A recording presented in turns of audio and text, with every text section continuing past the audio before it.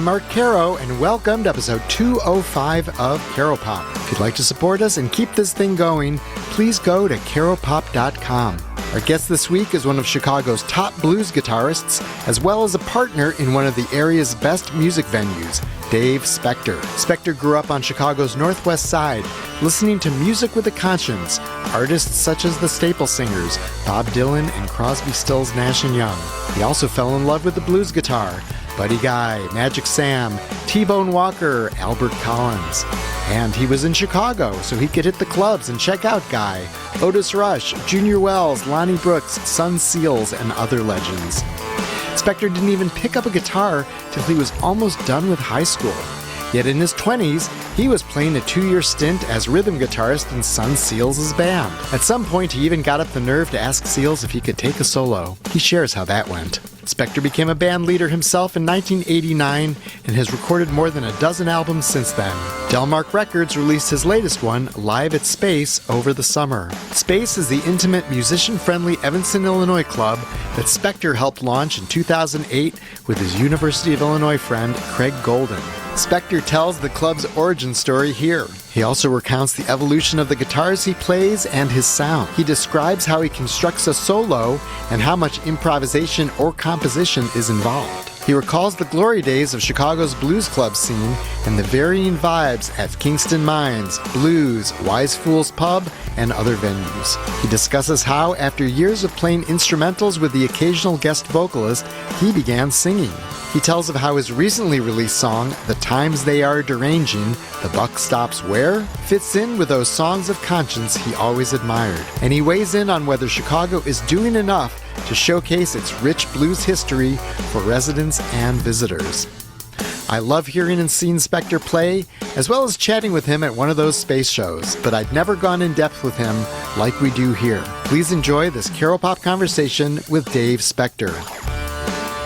I think I got to know you when I was writing about Space, when Space had opened up, and then got to know your music and everything else. I was actually just listening to Spectified, which was recorded in that studio at Space. Yes, it was. It's sort of a bookend because like the new album is live at Space, so you were on stage there before you were in the studio there. So it's kind of your home turf. Yeah, I described it to a musician last night as, it was kind of like recording in my living room. So it was very comfortable, When did you do Times They Are Deranging, since that's obviously another live recording? That was recorded actually this year. It was recorded back in February, I believe, of 2025. And I had just written it. And I think that was the second time the band had ever played it. So it's kind of a rip from the headlines kind of composition. I mean, I had been working on it for a while, just the idea, that Trump and his cronies take no accountability for anything. They're always just blaming and deflecting. And, I'm a huge Dylan fan. And then I thought of the song was originally called The Buck Stops Where, which is the subtitle, parenthetical subtitle. Correct. Referring to the famous Harry Truman quote, "The buck stops here," and I reference him in the song. So yeah, that's one of my biggest gripes with these politicians. They're just, they're cowards. They don't accept the responsibility for their mistakes ever. Well, and like 10 years ago, you probably wouldn't have seen your music as a venue to express these thoughts, and now you do. I mean, you've only started singing relatively recently on these albums. Like, what's been the evolution there of sort of deciding what you want to say in your music? Well, I'm kind of a child of the 60s. I was born in 63. I was raised in a very musical family. I'm the youngest. My older brother, marched in protest to the Vietnam War and almost got drafted. I was raised with, Dylan, the Staple Singers, Crosby, Stills, Nash and Young. My first rock concert when I was 12 was Patti Smith at the Aragon. My big sister took me. So I was raised, around music that has a conscience and speaks out. And, great protest music always spoke to me. It was like, okay, so this music really can mean something. And, I studied the civil rights movement. And so that's a big part of it. And when Trump first got elected and took power, I couldn't believe it. I just talked to somebody from Norway last week, and I asked, well, what do you think of what's happening here?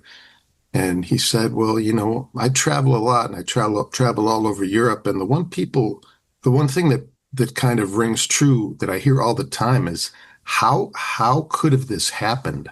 How could this have happened, to America? So I was pretty disturbed by it all, and I started writing a song about him. And I was raised by a father who was a community organizer, amongst other things. I grew up in Hollywood Park on the northwest side of the city, and he was president of an umbrella community organization called the North River Commission that encompassed a lot of neighborhoods on the north side, on the northwest side. And back in the 70s, he fought Mayor Daley 1 to save the municipal tuberculosis sanitarium from becoming a shopping center and condo development. It is now Peterson Park, a beautiful park, nature preserve, senior citizen housing. So as a young kid, I saw my dad stand up to these big, powerful politicians and fight back. And that was an inspiration. My dad would teach me that if you ever confront a bully, don't back down. Sometimes you got to punch a bully in the nose to shut him up.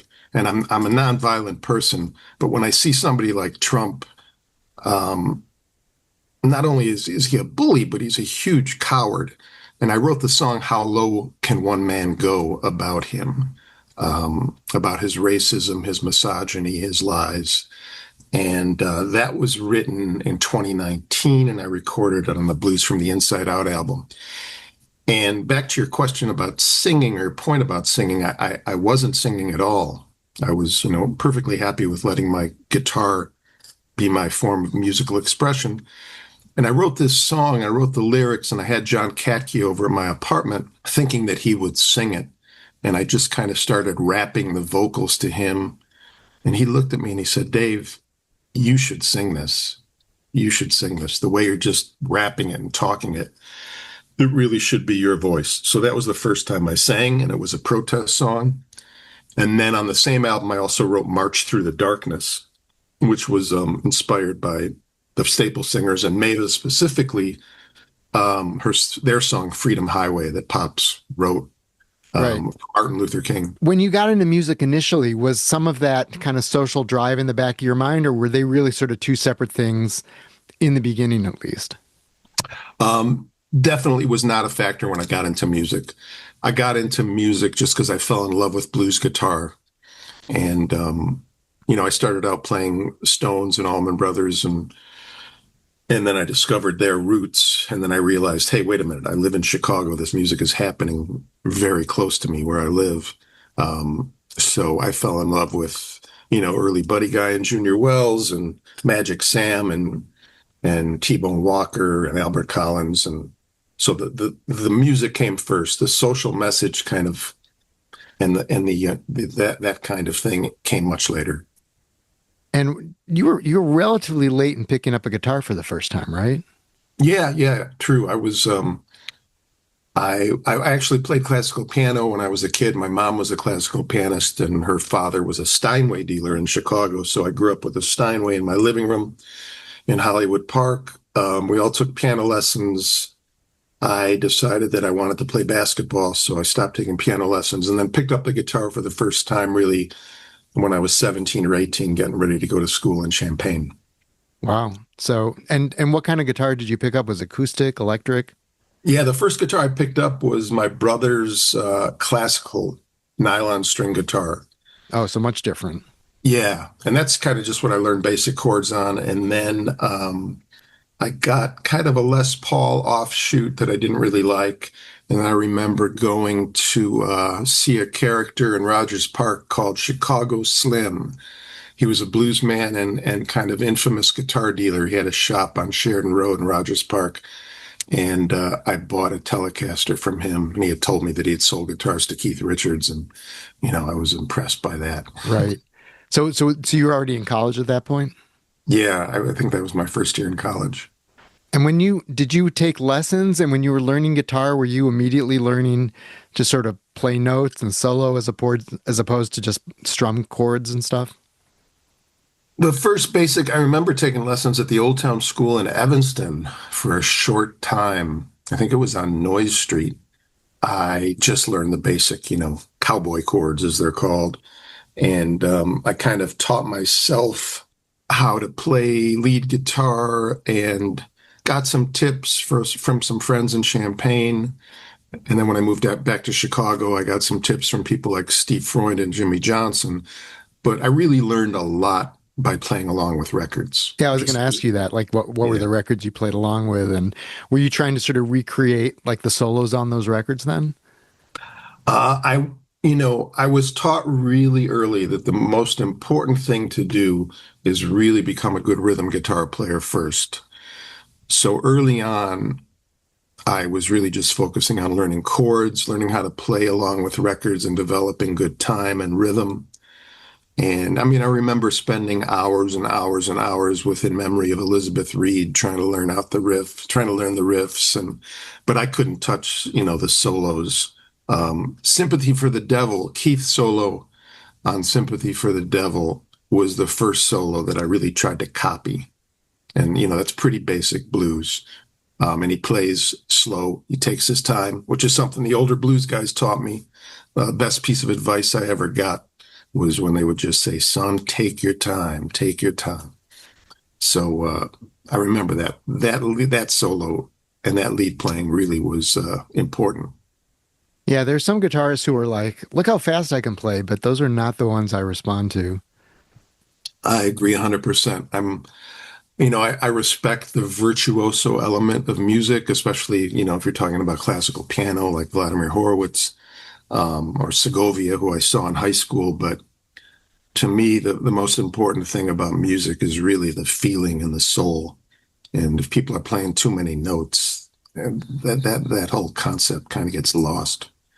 Have you been pretty strictly an electric guitar player as opposed to having a regular steel string acoustic that you'll pull out also? Yeah, I'd say 95% electric. I have a Gibson Hummingbird. I have a couple resonator guitars that I lately have been playing a lot of open G and some slide playing on. I love country blues, acoustic blues. I love, the sound of the Stones. Their acoustic stuff is some of my favorite acoustic rock and roll. But I really don't pick up an acoustic guitar too often. My impression also, you started with the Telecaster and kind of got into darker tones as you moved along. Like, what's your guitar evolution? Yeah, the Telecaster phase was, just basically because Keith was my first guitar hero. But pretty shortly after that, when I left school in Champaign and moved back to Chicago, I started playing Strats, and I kind of I didn't like the real piercing, bright tone of Fenders. So I would turn the bass and mids up on my amp and not turn the treble up too high. And I liked using heavier strings and getting kind of a darker tone. Like the neck pickup instead of... Yeah, exactly. Still love the neck pickup and play it, 80% of the time. And I think some of that also came about because I also was listening to people like Kenny Burrell and T-Bone Walker, and they had, darker tones, and they were playing hollow body guitars, so which I also got into, playing Gibson ES-175s and various Epiphone archtops, and that's definitely, kind of a fuller, darker tone always appealed to me.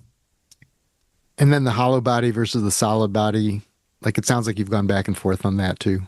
Yeah, I still do. My guitar evolution continued, and then like in around 2009, I think I got my first Fender Jazzmaster.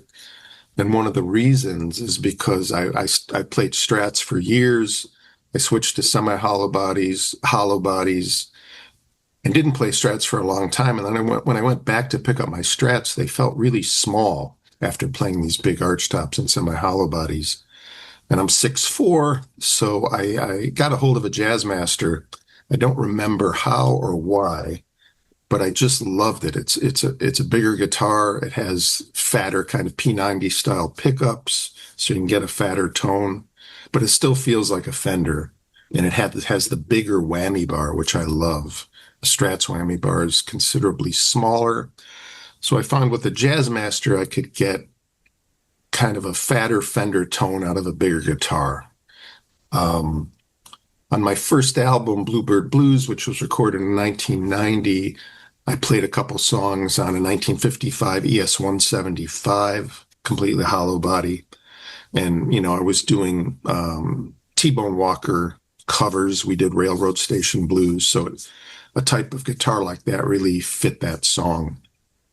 And I still love the tone of archtops. But is it more that, but you prefer the tone of the solid body Jazzmaster? I like the tone of it a lot. I don't know if I'd say I prefer it, but it's just a lot more comfortable to play. Yeah. Easier. Yeah, I've been like sort of trying to get like pay more attention to guitars and how they sound and everything. So I find this all really interesting. Yeah. Yeah. I mean, I love talking guitars, and I buy and sell way too many of them. Well, half the time I run into you is at Guitar Works in Evanston. So Yeah. you were, Yeah, still a few things better than hanging out at the guitar store.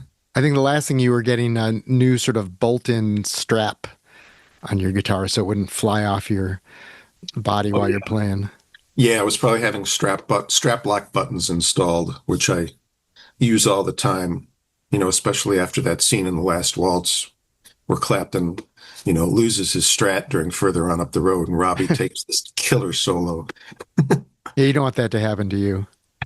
Right. Do you remember the first solo you ever took on stage? Wow. The first time I was ever on stage was probably at a jam session at either Blues on Halstead with Big Time Sarah, who used to host the Monday Blues Jams, or maybe the Kingston Mines. They had the first 2 open mic blues jams that I went to. And they were like practically across the street, right? Exactly, yeah. Yeah. And then I remember, I think the first gig I ever played where I actually got paid was when Steve Freund, who was kind of my mentor and big brother in the early days, hired me to play at Blues Chicago, which is also still there. But I don't think he gave me any solos, which was totally fine. He hired me to be his rhythm guitar player. So yeah, I can't remember the first solo I took. I just remember those early open mics I went to when I was like 20, 21. I was really nervous. I knew that. I remember that. When you were going up there those first times and playing solos, were these things that you'd kind of practiced and worked out ahead of time? Like, okay, I'm going to play this solo and it's going to sound like this, and you sort of compose it? Or is it like you're in the moment trying to play what comes to you at that point? Totally spontaneous, because going to the blues jams, you really didn't know what was going to happen. You'd get on stage Right. with musicians that you never played with, and you didn't know what songs they were going to play, and you just kind of had to be ready. I remember a jam I went to at the Mines with my old friend Bob Whitman, who was one of my jamming buddies, and we got up together and had worked some stuff out, but we were kind of, naively surprised because, we weren't going to be able to play that with a rhythm section that we had never played with. So, it was kind of a good learning experience on how to prepare for an open jam. You really don't know what to expect. What was the vibe at each of these clubs at the time? There's Blues, Kingston Mines. Did some feel more touristy? Did some feel more, genuine? Was it all just all an opportunity? The Mines always felt more touristy, but, back then the blues scene was so strong. There were so many great players on the scene playing all the time. And almost all of them are gone now. And I talk about that today when people ask me about the blues scene today. And I say, well, I came up in the mid 80s when you could hear Otis Rush and Junior Wells and Lonnie Brooks and Sun Seals and Louis Myers and Dave Myers and all the great piano players. Chicago used to be a great blues piano town with Pinetop Perkins, Sonny Lamb Slim, Blind John Davis, Jimmy Walker, Big Moose Walker, Detroit Jr. There were very few blues piano players left on the scene. So, what I call like the golden age of Chicago blues, the 50s and 60s, a lot of the guys from that era were still alive in the 80s, and you could hear them all the time. So it was pretty special. And the North Side blues clubs like Blues and Wise Fools Pub and the Kingston Mines would regularly book those great artists. So it was pretty great back then. It really, really is not even close to being the same right now. Did you have any particular awestruck moments when you first got on stage with one of these guys? Yeah, there were many. I remember Magic Slim was one of my heroes. Magic Slim and the Teardrops, one of the best electric blues bands that I ever saw. And they played all the time on the North Side and the South Side. Magic Slim played a jazz master, and he was taller than me. He was like 6'6". Played a jazz master through a Super Reverb. The Super Reverb still is my favorite amp of all time. And I remember he called me up. And the first time I got up on stage with Slim, his brother Nick Holt was on bass. Magic Slim was like 6'6". Nick Holt was like 6'6", and I was the short guy at 6'4". Right. And I was playing with my, one of my favorite bands, one of my favorite guitar players, taking the place of John Primer, who was his rhythm guitar player. And I learned so much from watching John Primer play rhythm behind Magic Slim. So that was one awestruck moment that comes to mind. Another one is early 90s at the old Buddy Guy's Legends. I was playing there with my band. I was probably 30. And back then, Buddy would often get up and sit in with bands with his guitar. Now he still gets up at age 89 and sits in with bands, but he rarely, if ever, will play guitar. He'll sing and drink cognac and swear and tell great jokes. But so Buddy got up on stage one night with his Strat, and we started jamming. And Otis Rush was playing pool over to the right side of the stage, where there were 3 or 4 pool tables at the old Legends. And Buddy saw Otis and called him up on stage. So I got to play behind Buddy and Otis at the same time. That blew my mind and almost made me cry. Wow. What was it about the blues in particular that just drew you in like nothing else? The power and feeling and soul of the music. My parents listened to Midnight Special every Saturday night on WFMT. And when I was a kid, I was home and they always had music on. The Midnight Special was on. And I remember when Lead Belly or Big Bill Broonzy or even Muddy Waters, which got played on the Midnight Special once in a while, came on. After hearing Judy Collins and Peter, Paul, and Mary, I was like, oh my God, what is that? That's the shit. I mean, that just like almost did give me goosebumps. It was so powerful. And I'd been listening to the Stones and the Beatles and the Dead and the Allman Brothers and great rock and roll. But when I heard Muddy or Big Bill, I was pretty blown away by the power and the feeling and just the serious, tough attitude of the music that just grabbed me from then on and never let go. Did you have a moment also where you're listening to the Stones and all of a sudden you realize, wait a minute, they got this from Chicago. I'm in Chicago and all these players are here and the Stones are making the pilgrimage here to do this stuff that's in my backyard. Yep, exactly. I definitely picked up on that.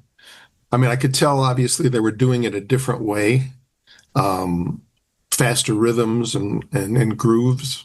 But yeah, I really enjoyed going back to hear, Howlin' Wolf doing Little Red Rooster instead of the Stones, or hearing Chuck Berry do Little Queenie. As much as I love Get Your Yayas Out, and the Stones version, you know, I think that's how so many people got into the blues, is by realizing, you know, even the Doors and the Stones and so many other bands, the Right. Animals, were covering Chicago blues and R&B. Do you feel like your style early on was modeled on anyone in particular? And was there a point where you feel like you sort of pushed away from that and found your own voice? Yeah, definitely. You know, I think a lot of musicians in blues and jazz and rock and roll copy other players early on. Well, sometimes their whole careers they copy. You know, I tried to copy Magic Sam. He was a big early influence. I couldn't really touch what he was doing, but Steve Freund was really a big influence. Gave me a lot of guidance and casual lessons, and hired me on gigs. And I was copying him for a long time and sounding too much like him, and it was kind of embarrassing. But he was such a great player. It took me a while. You know, I think the key is you got to just stop listening to your early influences, and find your own way. And that's kind of what I did. You know, I was a hardcore blues purist for a long time. And then I started listening to like Blue Note and Prestige jazz records. I got into Horace Silver and Dexter Gordon and Lee Morgan, and I loved it. I still do. And I think that was good for me because it gave me a little more of a jazz sensibility, but it also got me away from listening to a lot of the blues that I was trying to copy, and kind of helped me develop a style that incorporated a jazz sensibility with a blues feeling that I think helped shape my music. Yeah, a lot of those jazz records, especially the ones with lead guitar on them, they definitely have their sort of blues excursions in there. Like there's a lot of overlap in the jazz and the blues worlds, and certainly in Chicago as well. So yeah, I was curious about how much how much of that overlap had happened with you. Yeah, no, I love jazz that has, the blues roots in it. And, there was this genre that they called hard bop or soul jazz, jazz that combined blues and gospel and jazz. And that music really speaks to me. How did you end up with Sun Seals? You toured with him for what, like 2 years? Yeah, that was my first big break to play with a touring big name blues artist. I had been playing some of my first early gigs were with Sam Lay and Hubert Sumlin. Jimmy Johnson used to hire me when Jimmy was playing piano. He hired me to play guitar with him. I got a gig with a legendary blues band for a short time. Willie Big Eye Smith and Calvin Fuzz Jones, who were Muddy Waters rhythm section, had that band. And a friend of mine named Brad Weeks was playing rhythm guitar with Sun Seals, and told me, "Hey, Dave, I got to leave Sun. I don't know if you'd be interested, but he's looking for a rhythm guitar player." And I was like, "Hell yes, I'm interested. What do I do?" He goes, "Well, let me set up a meeting." And he set up a meeting at Blue Chicago, just to go and sit in and audition. And I did. And Sun hired me. And, Sun was playing the Chicago circuit, all the North Side clubs, from Blues Etc. to the Mines to Wise Fools to Blues on Halstead. But he was also touring mostly on the East Coast. So I got to do a lot of gigs in New York City with him, a lot of tours in New England. Those gigs in New York City, I mean, I was 24, 25, 26, and we were playing the Lone Star and the Village Gate and Tramps. We even played a concert in Central Park. Those were some of the best gigs of my life. And what was it like being the rhythm guitarist for all of those? I was totally fine with it because I loved rhythm guitar. I loved people like Steve Cropper and even, more obscure Chicago guys like Luther Tucker, who played rhythm guitar for Otis Rush. A lot of the chess recordings by people like Little Walter, which had Robert Jr. Lockwood and Lewis Myers and Luther Tucker on guitar. They rarely took solos. They were just playing rhythm, but they were playing very creative and inventive rhythm. So I loved it. I did get to a point though where I wasn't getting any solos, and I finally got the nerve to talk to Son, and Son was a pretty tough, intimidating dude. I mean, he was very nice, but his nickname was the Bad Axe. He was a bad dude, and I was, a little intimidated, this young kid in his mid-20s. But I said, Son, is there, I struggle to get the words out. I said, is there any way I could maybe get like one solo a night, maybe on a slow blues? And he just laughed and he goes, hell yeah, you're going to do that. So the band would open the show without him. We would do 2 or 3 numbers and I'd get to solo on those tunes. But when Son was up, the first year I didn't solo at all. And I was cool. I mean, towards the end, I got a little frustrated that I wasn't getting any solos, and that's why I asked him. But I still really enjoy playing rhythm guitar. So after that, did you have like a big solo every night? I would say maybe a 2-chorus slow blues solo. Yeah. And it was nice. It was, that's that I started to realize, hey man, I can really express myself more on a solo than playing rhythm. And right. That's one of the reasons I left the band, is because I had something to say. I had a style that I was kind of developing very early on, and it involved playing lead guitar. And I wasn't able to do that with Son. What did you learn as a soon-to-be band leader from watching Son Seals as a band leader all that time and being on stage with him? Well, he was a very, very serious guy on stage, and very serious as a band leader, and didn't take any shit from anybody, including club owners, and just had this very almost kind of like stoic presence, which I kind of picked up on. There are many other blues artists, and still are, that are much more the entertainer, that have the shtick.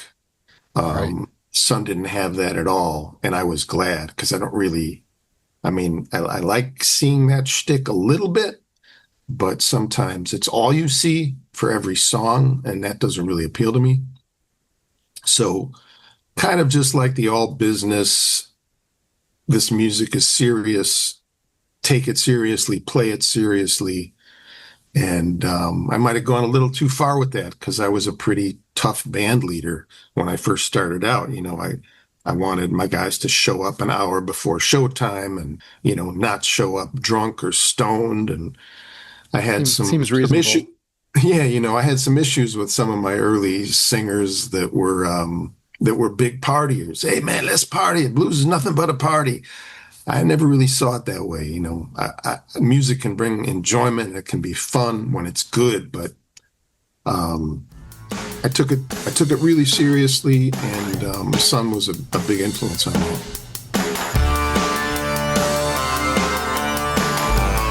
Do you remember the first song you ever wrote? The first song I ever wrote, yeah. The first song I ever wrote was called Wind Chill, and it's an instrumental on my first album, Bluebird Blues. And that was inspired by kind of the Kenny Burrell, Jimmy Smith sound that I had grown to love. And I still get requests for it. And I remember Jonathan Brandmeier used it as music for his weather forecast on the on his morning radio shows. Wind Chill. That's why you're rich. Hey man. Hey, wait! Here comes some more mail money. So, how did you write that song? Is that something where you sat with your guitar and just kind of composed it and then taught it to the band? Is that generally how it works? Yeah, I wrote it with a horn player named Des Ormeau, a tenor player who's still on the Chicago scene, mostly on the jazz scene. And back when I first started my band in '89, on a lot of those gigs I would have would be guitar, bass, drums, vocals, and sax. So we kind of wrote we wrote the melody, the head, so to speak, the theme of the song together, guitar and sax, and you can hear that on the recording. Yeah, it's just it's a slightly different chord progression during the head. The solos are over 12-bar blues, and it's got that kind of guitar sax theme playing together and playing harmonies together. That's real common in jazz. And again, do you write the solo at the time, or is that after you get it on its feet and you got there, so you're sort of space in there, like, all right, here's the spot for the solo. Now I'm going to figure that out. Yeah, no, I've never written a solo in my life. That's almost always improvised. And sometimes when I first improvise it and come up with ideas, I'll stick with some of those ideas. I'll remember them and I'll be like, hey, that idea worked over the four chord, or that idea worked over the one chord. But I've never written out a solo in advance on anything. How has the soloing evolved over the years? Good question. I often use the analogy with music, especially when I teach. I'll tell my students, playing this music is like speaking a language, and you're gonna learn some words, and then you're gonna learn some phrases, and then you're gonna learn some sentences so you can speak with your playing. First, a note is a word, maybe. Then you put like four notes together, you have a phrase like you're talking. And then you put 20 notes together and you have a sentence. And I say to my students, when you speak to someone like we're speaking, you want to speak clearly so people can understand you. And I kind of look at music like that. And I think, one of the reasons I love music that has space and time and good phrasing is because you can really understand it. If it's just like a total mess of notes, just thrown together at high speed, to me, it's really hard to understand that, and that doesn't resonate with me. So, I like phrasing that is kind of clear and to the point, and played most importantly with soul and feeling.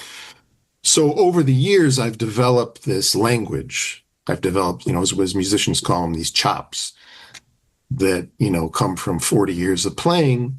And I put my solos together spontaneously, hopefully most of the time, through these notes, through these notes, these phrases, these sentences of music, these paragraphs of music that hopefully, come together as a good solo.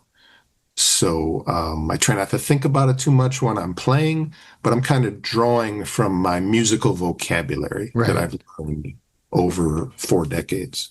Yeah, I think there are a lot of listeners who, and this probably applies more to jazz than to blues, but I think it applies to almost anything with a solo, where I think some people are intimidated by listening to it because they're like, well, I don't know if I get it. I don't know if I get like what exactly distinguishes, that this one is better than that one, or, and not that anything has to be better than anything else, but what you're saying about the phrasing and having people be able to basically follow it and speaking clearly is different from something where it's like sort of a blur and there's nothing, and it's not a qualitative difference, like one's better than the other, but it's interesting to think of it that way in terms of the communication aspect of, you're speaking through the guitar. Yeah, I mean, I like listening to Coltrane, and I like listening to some free jazz where there really is that freedom, and um, I love it. I can't always listen to it for a long period of time, but I also think one of the keys for me in any kind of music, with any instrument that is so important is tone. Having a tone that just sounds good and feels good, that's rich and warm. It can be biting and shrill as well, thinking about Albert Collins, for example, or some of Miles Davis, some of Coltrane. It can be upsetting and provocative, and that's okay. But I love hearing guitar players, especially with good tone. Guitar players with shitty tones suck. Sorry. I mean, are you someone who has like 50,000 effects pedals, or really not much at all? No, no, no. I didn't use effects for a long time, and I kind of regret ever starting using effects because it's a slippery slope, and there's so many options. I mean, at Space, where I'm there all the time, and I see pedal boards that are like 4 feet by 6 feet, sometimes just outrageously large, and I just think to myself, I would trip on that and fall if I had that under me on stage. No, I use usually just one boost pedal that has a slight amount of overdrive that David Hidalgo from Los Lobos turned me on to. It's called the Sparkle Drive. I use that a lot. I have a little wah-wah pedal that I use maybe once or twice a night. I have a Hammond organ Leslie simulator that I used to use more often. Now I really don't use it at all, but it's still, I have a pedal board that's maybe a foot wide and, maybe a half a foot deep, just with four pedals. My main pedal is the tuner. Yeah, I love that Leslie sound on, it's like sort of a Beatles thing, but you wouldn't want to hear it on every song, but it is a cool Yeah. effect. Yeah, I did on Spectify, the record you mentioned earlier. There's one tune I do in an organ trio setting where I use this great pedal that Hughes and Kettner made called the Rotosphere. And it's a great Leslie effect sound. It actually has a tube in it. And I recorded it with Pete Benson, who's a great organ player, and Greg Weiser-Pratt, who now lives in San Francisco. But I got that organ sound with an organ player, so it's almost like two organ sounds at once. Jimmy Vaughn was a big influence on me, and he got some great Hammond Leslie type sounds with the early T-Birds.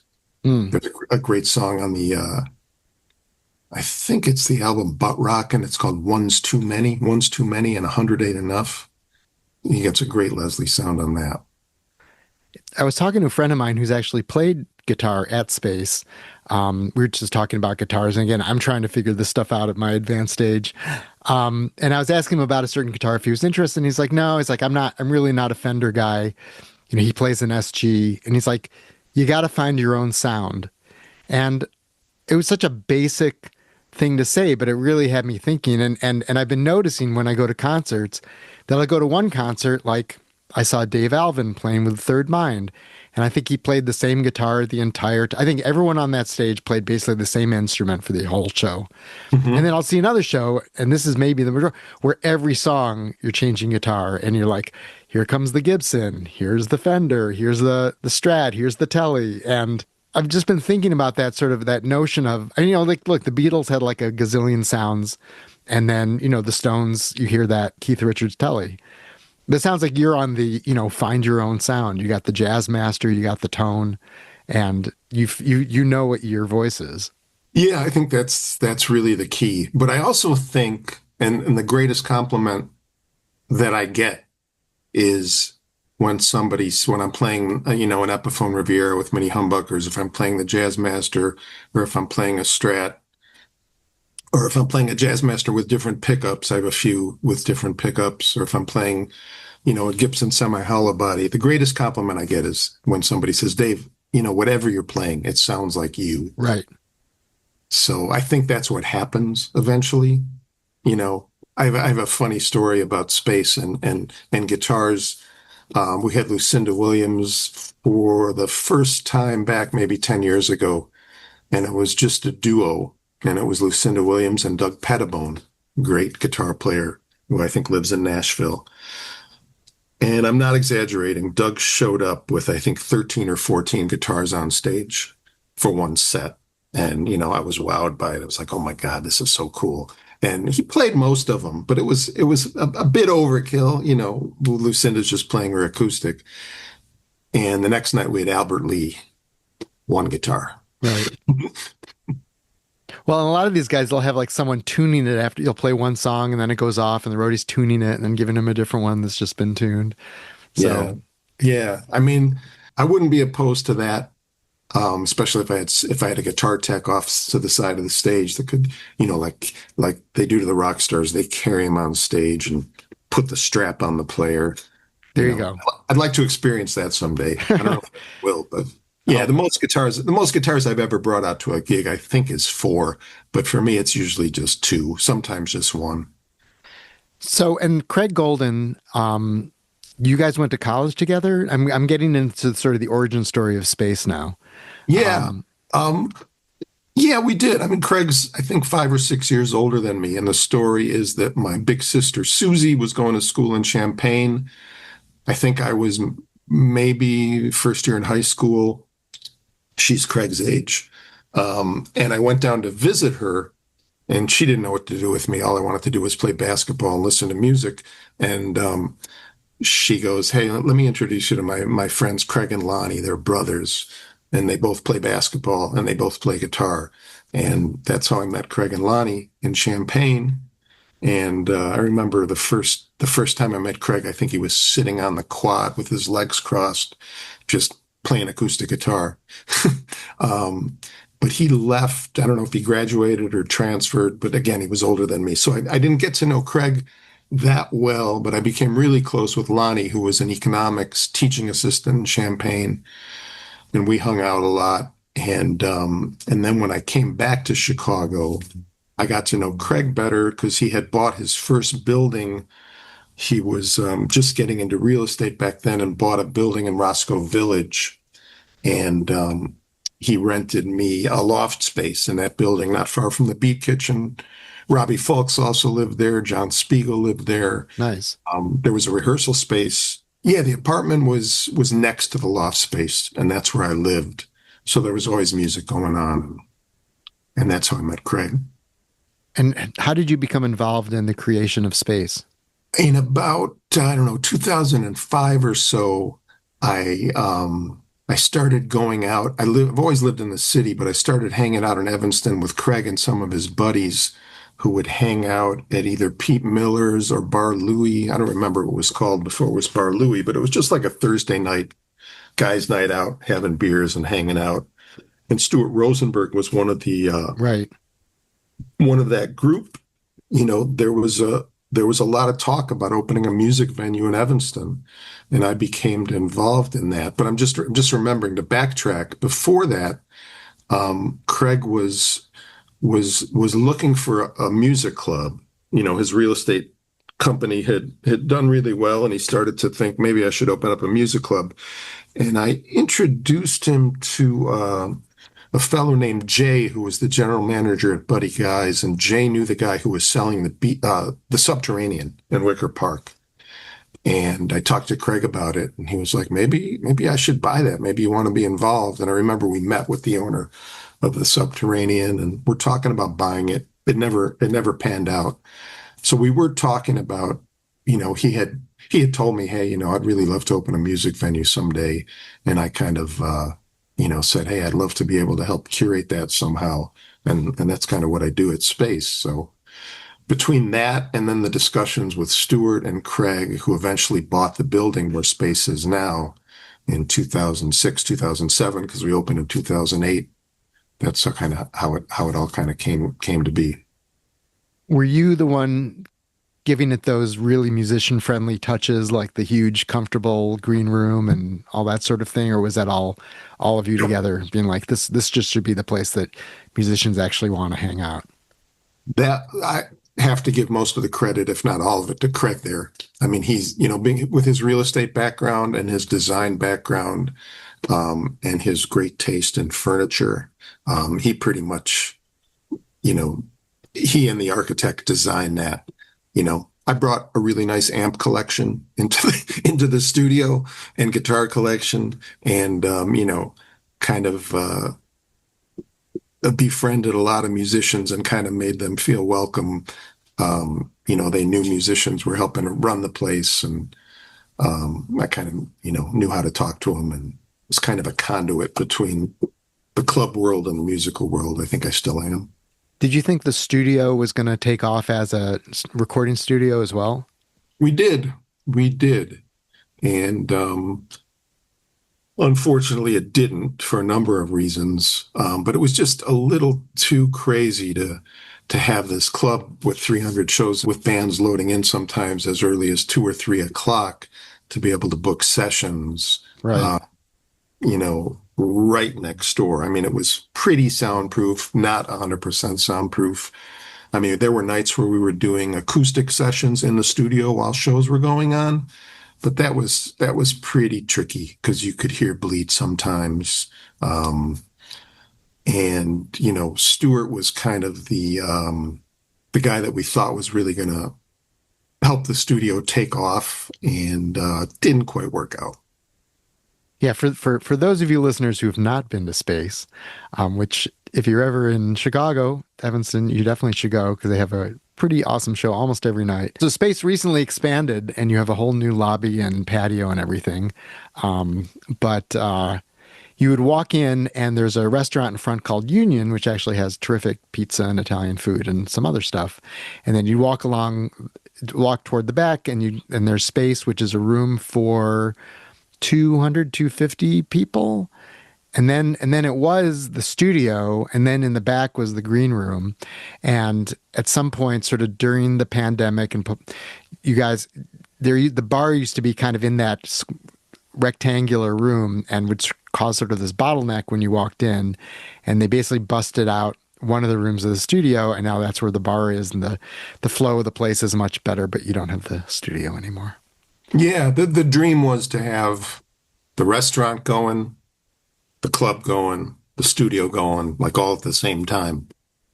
And we succeeded. We succeeded with 2 out of 3, so not bad. And you did record Spectified there, so you have, and there are other things that were recorded there too, so you have a record of that at least. Yeah, we've done some cool sessions there. I mean, I remember Kurt Elling recorded there, and we had Jim Reeves, who is this legendary New York recording engineer who worked for Columbia Records, who mixed Lou Reed and Edgar Winter and B.B. King and ZZ Top, and would tell stories about John Lennon kind of calling him into Studio B while he was recording in Studio A. And John would say, "Hey, Jim, tell me what you think of this." Jim moved back to Evanston, had his own studio there. We hired him as a recording engineer. So he would engineer a lot of the early few and far between sessions we do in the studio there, including Spectified. But, I still have people ask me, are you still doing sessions there? We still have the tracking room and everything's still wired if we ever wanted to do sessions. But where the control room was, that is now our new bar. Right. Well, and you were able to record your new album live at Space, but on the stage of Space instead of in a studio. So yeah. We've always been able to do really nice live recordings from the stage, 2-track or multi-track. And for the Live at Space record, our system was acting up a little and wasn't 100% reliable at the time. And I brought in a great engineer named Freddie Breitberg, who had worked for Curtis Mayfield at Curtom, did a ton of sessions at Alligator. I hired Freddie to come in and bring in his own mics and record the set for my Live at Space album, and that worked out just beautifully. You did a great job. And, yeah, sounds great. Yeah, one of the things I'm most proud of is that album was recorded one set, one night. It was not pieced together from a whole bunch of performances. Exactly. That's the show you're at. Yeah. So it really is live. Tell me about when you started your Blues from the Inside Out podcast. I can't remember the exact year, but how it developed was I was the label that put out Spectified is the one label that I recorded for other than Delmark in my whole career. In 2010, a label called Fret 12, which is mostly a rock guitar label. With at one time they were doing a lot of video content, including DVDs called The Sound and the Story, where they would have people like Leslie West, and they would film their sound and the stories often at Space, and they would film him live on stage, and then they would film him telling his life story and sometimes giving guitar lessons. So Fret 12 was doing that. They signed me to be their first blues artist. And then they said, "Dave, how would you feel about doing some video content for us and recording interviews with blues artists and just artists that come through Space?" And I started doing a series, it was called Fret 12 Blues and Beyond video interviews. And this was right around the time Spectified came out in 2010. I remember going to interview Warren Haynes at the House of Blues when he played there, but I interviewed a lot of the great Chicago blues people, Eddie Clearwater, Jimmy Johnson, many others. And I would also interview people that would play at Space, Shamika Copeland, Duke Robillard, I remember a great interview that I did with the great jazz organ player Lonnie Smith. He was wearing his turban. He was such a cool trip. Nice. Um, so I did, I don't know, maybe 20 or 30 interviews for Fret 12, John Hammond, Hubert Sumlin, some great artists. And I loved, it was just like we're talking, just musician to musician, just talking to people, asking them questions that maybe a typical journalist wouldn't ask, and people were relating to it. And podcasts were starting to become really popular. And I remember some of my friends were saying, "Hey, Dave, you should take that and turn it into a podcast." And we had the studio at Space at the time, so I would record my podcast interviews, many of them. I think I have about 35 online. If you want to check them out, bluesfromtheinsideout.com, I think is where you can find them, or just go to my website. So we would record them in this really great recording studio at Space, so they sound really good. And we'd often do some video. Sometimes I remember when I interviewed Sam Lane, Corky Siegel, I interviewed them in the studio and then we jammed together. Also did that with Donald Kinsey from the Kinsey Report, who played with Bob Marley and Peter Tosh.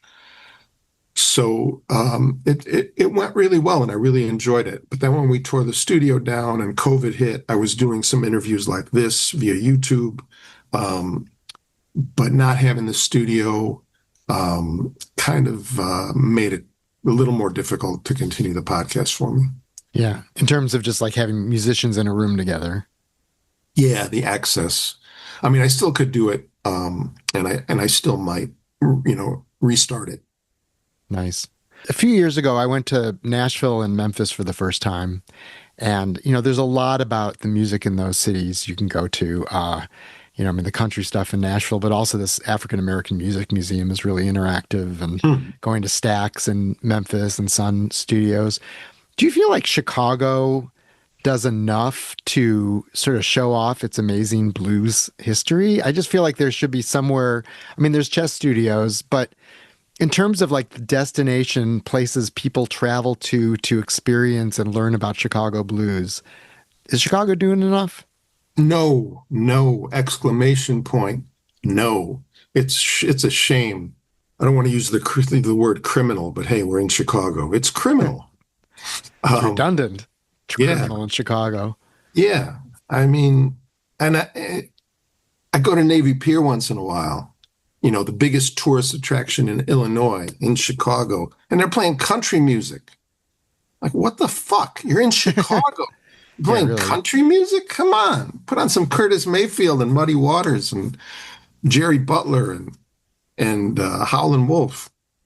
No, it's a shame. It's a shame. It's, there's been talk and fundraising efforts to open a Chicago Blues Museum, which would be wonderful. I mean, if I were to do it, I would do, a Chicago Music Museum and incorporate soul and jazz and R&B and House and hip hop, and the musical history and culture in this city is so rich. And it's really a shame that there is so little. I mean, yeah, Chess has a nice, you can still go to the Chess Record Studio / museum and get tours, and it's fascinating and cool. But that's just a really small part of what the city's music is all about. So yeah, it's sad. Wow. Yeah, no, I agree. I've just been thinking about that and going, it's like you don't have, I mean, Chicago's always looking for, I mean, people come visit Chicago all the time, but you make your pilgrimage to the blues clubs. But yeah, there just needs to be more, there need to be more places, or at least a place where you can really immerse yourself in it. Yeah. Yeah. I want to ask you about one more of your talents, which is photography. All right. So you go on your website, you could buy concert, on stage photos you've taken, and also a lot of shots of bald eagles. So tell me about your evolution as a photographer. I took photography in high school, and I learned how to use a darkroom and develop film when I was a teenager. My father and my brother, also hobbyist photographers. I have some of my dad's photos hanging up in my apartment. I remember taking my Olympus OM1 to a Grateful Dead concert at the Uptown in maybe 79, and got some shots from like the fifth row of Jerry and Bob and Phil.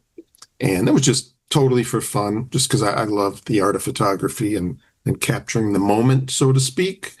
I kind of lost interest in it, always had maybe a point and shoot camera, and then got much more into it with my iPhone, as many people use their cameras on their phones for photography. And I was shooting a lot at space, and my photos were looking okay, but if I ever wanted to like zoom in on an artist, the quality was pretty shitty. So I decided to go out and buy a real camera, and this was 4 years ago. So I bought a Nikon and started shooting a lot of live shows. Like a single lens reflex?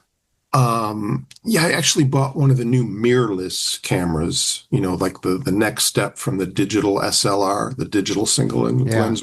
So a camera, the latest technology is the cameras that don't have mirrors, so they're a little faster, and quality's, some people would argue, slightly better, maybe not. But I bought a mirrorless Nikon and started shooting shows, and the quality of the photos was so much better than my phone, obviously. And then, I live on the lakefront in Chicago and was walking around a local bird sanctuary just east of Wrigley Field and had my camera out just for fun. And a woman on the little path there near the bird sanctuary said, "Did you see them? Did you see them?" And I was like, "Did I see what?" And she goes, "There's a pair of these beautiful owls just right around the corner." And I saw owls for the first time in the wild, and I was blown away by the beauty of seeing an owl. So right I started, in Chicago. Yeah, right in my own backyard. And I'm reminded of Larry David, where he talks about growing up in Brooklyn.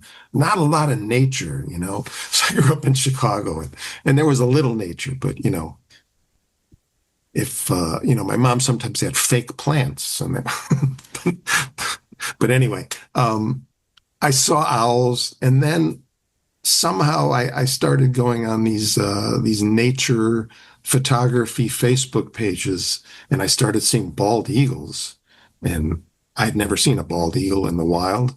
And I found out there were some out on the DuPage River near Joliet, and I found out where a nest was, and then I started upping my camera gear and buying these telephoto lenses and photographing bald eagles. I fell in love with seeing them. Just so beautiful and regal and powerful, seeing them fly. That's how I got into that. And I just started shooting a ton of live shows. Not only at Space, I shot the Stones at Soldier Field. I shot Paul Weller at the Vic. A lot of other venues. And, I'd become friends over the years with a lot of great concert photographers, Nunu, Harvey Tillis, Paul Natkin, Mark Bo Kempner, Right.